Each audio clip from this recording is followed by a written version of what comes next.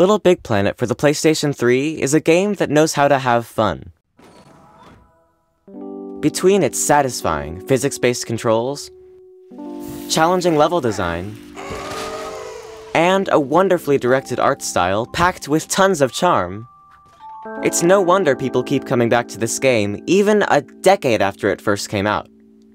To celebrate the game, I wanted to take a look at my favorite aspect of it, the music.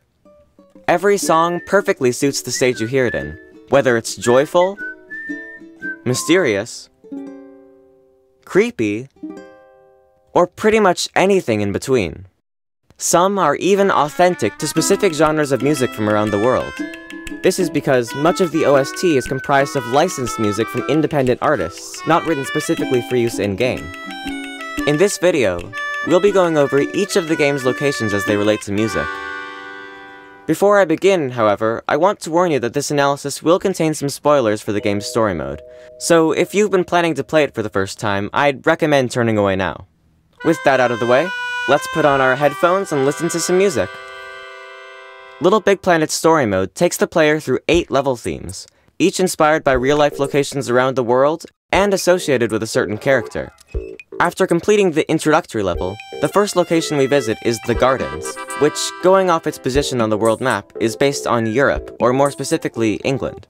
Because most of the Gardens acts as a playground to experiment with the game's controls, the main theme that plays here is lighthearted and joyful, and gradually builds as you play through its levels.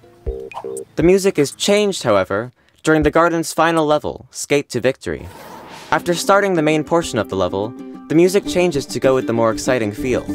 The new song is a licensed track titled Get It Together by the Go Team. This song works perfectly with all the swinging platforms, secrets, and the nighttime theme to create arguably one of the most memorable levels in the entire game. The atmosphere in this level heightens when the player enters a haunted castle section. Here, the music changes again to accompany the spooky setting, using creepy sound effects. This music also appears further down in the game, but I'll get to that a little later. The next area visited is called the Savannah, based on the grasslands of Africa. At this point, the game starts to ramp up in difficulty, so more percussive and energetic music is used. However, I want to talk about the music that isn't here. After completing the Gardens, the player travels to the Savannah using a submarine. When compared to all of the other modes of transportation in the game, this one sticks out as being the only one not to have anything to do with either of the zones it connects. As it turns out, this is because there was originally going to be an entirely separate location to fit in between the Gardens and the Savannah, called the Seaside. A few clips of the Seaside footage can be found in various gameplay trailers and screenshots leading up to the game's release. Actually, there are 3 other cut locations, but because of how many assets were created for this one, it's pretty obvious that it was scrapped the latest in development, and therefore it's the one we'll be talking about here. In addition to the unused text, data miners were able to uncover this location's original music track. Later released as Tea by the Sea in a DLC pack, along with themes for the 3 other cut locations, the music for the Seaside is anything but what I would expect to play in a beach-themed level. Usually, with these kinds of levels, you get a relaxing assortment of steel drums, ukuleles, and other tropical instruments to create a fun atmosphere. Instead, we have organs, accordions, brass instruments, drum pads, and even a jaw harp, which is that springy sound you hear in the background. Instead of being relaxing, water-level music, this song is trying to fit the gloomy feeling of the level, and based on these screenshots, I'd say it succeeds. Both the third area of the game, the wedding, and the fourth area, the canyons, are based on different environments in Mexico, although the map places the wedding in South America, which I suppose was done to utilize the space available. The canyons is based in a dry, desert-like environment, while the wedding is a celebratory graveyard. Remember when I said the theme from the ghost section of Skate to Victory in the Gardens was used later in the game? Well, it acts as the main theme here in the wedding, where it finally becomes collectible to be used in create mode. However, if I play the song as it appears in the Gardens and the wedding back to back,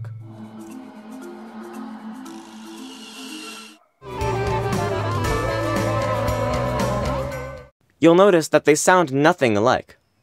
In the version that plays during Skate to Victory, it sounds spooky, using bells and a choir, but in the wedding's version, there's an electric guitar and a loud drum beat. These are both the same track, as we can see by the matching album art. So what's happening? Well, in the Little Big Planet series, there are two types of collectible music: regular and interactive music.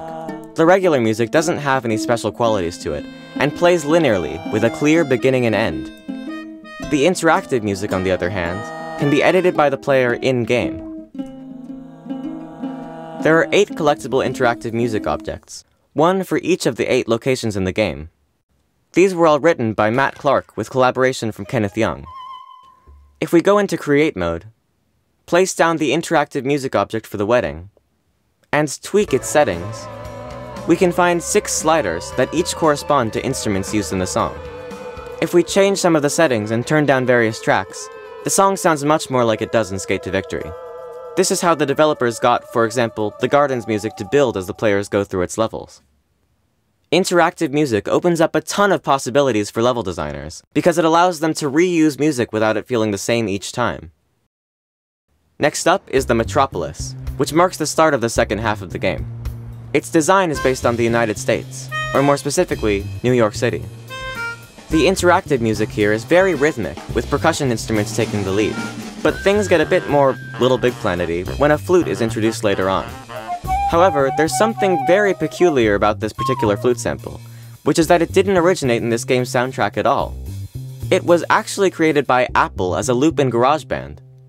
I was pretty skeptical when I first heard about this, but sure enough, if I open up GarageBand, go to the Loops tab, and select the Woodwind category, we can find the exact same sample just sitting there, under the name Jazz Hustle Flute 1. Take a listen. It just goes to show that you don't need to use a ton of expensive equipment to make a catchy tune. The bustling Metropolis contrasts quite a lot with the next location, the Islands. Being based on traditional Japanese Zen gardens, it's no surprise that the music found in the Islands is very relaxing. By far, my favorite song of the Islands, and somehow I doubt I'm alone on this, is a licensed track titled Song 2 by DJ Krush. You can hear this song playing throughout the level Sensei's Lost Castle. Its haunting rhythm and melody fit perfectly with the theming of the level. I think the most interesting thing about it is the way it fits in with the rest of the music found in the Islands. When the player first arrives here, they're greeted with the interactive music for the area. In addition to Japanese instruments, a synthesizer sample is used throughout the piece, a subtle but soothing addition. But then, as more story is introduced, the game starts to get challenging. This is where the second level starts and Song 2 comes into play.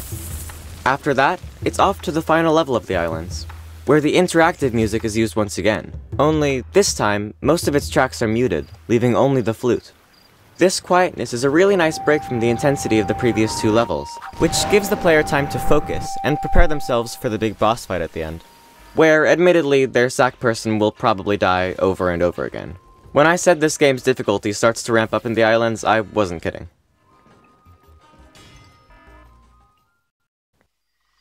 The trend of increased difficulty continues into the game's penultimate area, the temples. The levels here are inspired by jungle-like environments in India. In the interactive music for the temples, the drum track uses a swing rhythm, delaying the weaker 16th notes just a little bit to give the song a bouncy feel. Without the drums, though, it's easier to hear some of the more celestial sounds, such as a backwards piano. This goes with the temple's theme of magic, both in the levels and in the character of the magician. After completing the temples, the magician teleports the player to the final area of the game, the wilderness, based on frozen wastelands in Russia. The first song you hear in the wilderness is the interactive music for the area, with most of its tracks turned down to emphasize the feeling of being lost and alone. The stringed instrument that plays the melody is an old Russian instrument called a guzli, which dates back to the 6th century and gives the song a bit of authenticity. Then, as more movement and action occurs, the drums and a synthesizer are introduced. At the song's peak of excitement, an electric guitar plays and energizes everything. The Wilderness interactive theme is used up until the end of the second level, where it's used to accompany the infamous Wheel, an insanely difficult section that has traumatized small children ever since the game came out. It's honestly really impressive to see just how different the song sounds when all the instruments are turned up, making this song a prime example of the power of interactive music. After managing to get through the Wheel, it's time for the player to take on the final level of the game, the Collector's Lair. As this level is the last big adventure the player embarks on, fitting music is needed. Going with the Russian theme, the song The Battle on Ice from the 1938 historical film Alexander Nevsky is used.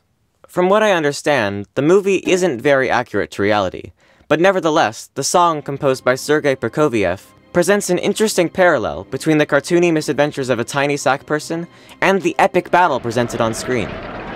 After that, the player goes on to stop the evil Collector, and in doing so, teaches him a valuable lesson about sharing. In one final little act of nostalgia, the interactive music from the Gardens plays. The giant Earth appears on screen with characters holding hands around its circumference, and with that, the story mode is complete.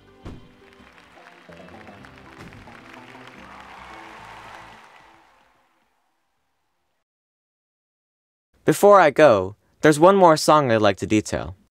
We just looked at the final songs in the game, so now I want to rewind to look at the very first song in the game.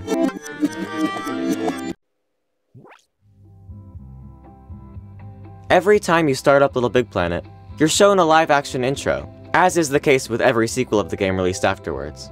The song used during the intro, titled Orb of Dreamers, was composed by Daniel Pemberton, and has also appeared in the PSP version, as well as in Little Big Planet 2 as a remix. On the surface, this song is just a really imaginative theme, but it's when we dig deeper that we can find an interesting connection between it and the vastly popular video game Minecraft. In Minecraft, there are 12 in-game music discs, each containing songs composed by C418. Whether you are familiar with these compositions or not, I think you'll agree that there are some pretty strange similarities between one of the in-game songs, titled Chirp, and Orb of Dreamers. Let's take a listen.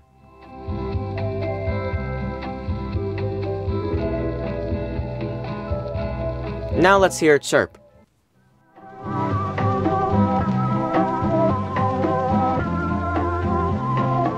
The two songs are eerily similar, right?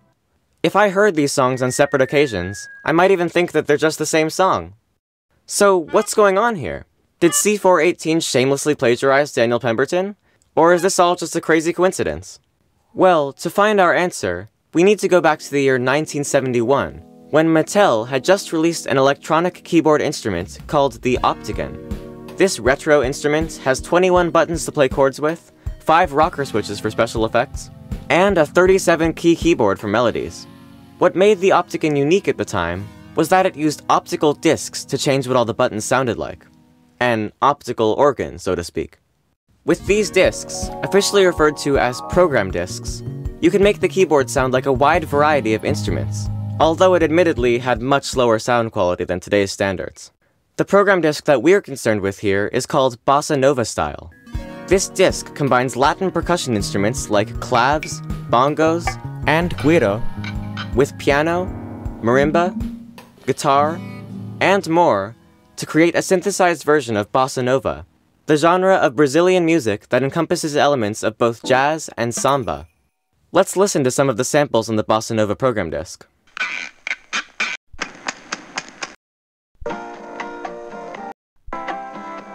And there it is! That's the same sample that both Orb of Dreamers and Chirp use. And yeah, the actual melodies of the songs are pretty similar, but the further into Chirp you go, the less it sounds like Orb of Dreamers. In fact, at a certain point in the song, it sounds nothing like it. So I think we can rule out plagiarism at this point, and conclude that it's just a case of coincidence. Really, the more I think about it, this is another example of the Little Big Planet series' ongoing devotion to sharing, which shines through just about every aspect of all 5 games, and this includes the music. Using licensed songs and GarageBand samples? Giving the player full access to the interactive music's controls? How many other video game series do these kinds of things? I mean, in Little Big Planet 2, the developers go all in and let the player compose their own music. It's another reason the games still have such active communities, and why, even if there aren't any more Little Big Planet games released later on, the fond memories that we had playing them will last us a lifetime. Thank you for watching.